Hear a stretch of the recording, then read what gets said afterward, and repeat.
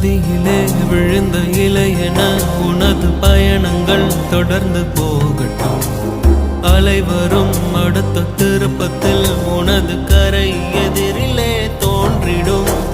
வேறெங்கோ செடி எங்கோ நீ இங்கு தனியாய் போகிறாய்.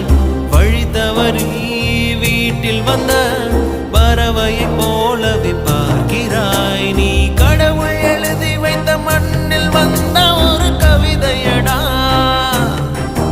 அதன் இடையில் இரு உயிர்கள் செய்த எழுத்து பிழை பாவமடா.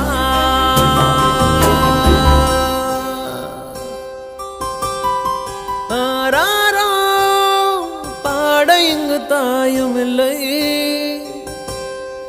உனை அள்ளி செல்லம் கொஞ்சம் யாரும் இல்லை.